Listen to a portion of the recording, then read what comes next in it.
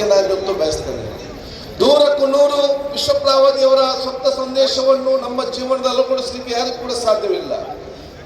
ಕೆಲವನ್ನಾದರೂ ಕೂಡ ನಾವು ನಮ್ಮ ಜೀವನದಲ್ಲಿ ಮೈಗೂಡಿಸಿಕೊಂಡು ಬಂದರೆ ನಮ್ಮ ನಿಮ್ಮಷ್ಟು ಪ್ರೀತಿಗೆ ಪಾತ್ರರಾಗುವಂಥ ವ್ಯಕ್ತಿಗಳು ಬೇರೆ ಎಲ್ಲಿಯೂ ಕೂಡ ಸಿಕ್ಕಲಿಕ್ಕೆ ಸಾಧ್ಯವಿಲ್ಲ ಅಂತ ಹೇಳಲಿಕ್ಕೆ ನಾನು ಇವತ್ತು ಬಯಸ್ತೇನೆ.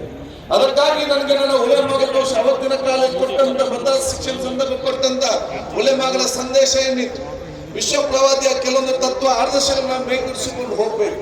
ಕನಿಷ್ಠ ವರ್ಷಕ್ಕೆ ಒಂದನ್ನಾದ್ರೂ ಕೂಡ ಮೈಗೂಡಿಸಿಕೊಂಡು ಬಂದ್ರೆ 5-10 ವರ್ಷ ಆಗುವಾಗ ನೀವು ಅತ್ಯಂತ ಯಶಸ್ವಿಯ ಸರ್ವರ ಪ್ರೀತಿಗೆ ಪಾತ್ರರಾಗುವಂತ ದೊಡ್ಡ ಮಟ್ಟದ ವ್ಯಕ್ತಿತ್ವ ನಮ್ಗೆಲ್ಲರೂ ಕೂಡ ಬರ್ತದೆ ಅಂತ ಹೇಳಲಿಕ್ಕೆ ನಾನು ಇವತ್ತು ಇಚ್ಛಿಸ್ತೇನೆ. ಆದ ಕಾರಣ ಇವತ್ತು ನಾವು ಅದನ್ನು ಆಚರಿಸುವ ಜೊತೆಯಲ್ಲಿ ನೀವು ಈ ಮುಂದಿನ ವರ್ಷಕ್ಕಾಗುವಾಗ ಕೆಲವು ವ್ಯಕ್ತಿತ್ವ ತಾವು ಮೈಗೂಡಿಸಿಕೊಂಡು ಹೋಗುವಂತ ಅವಕಾಶ ಆಗ್ಬೇಕು.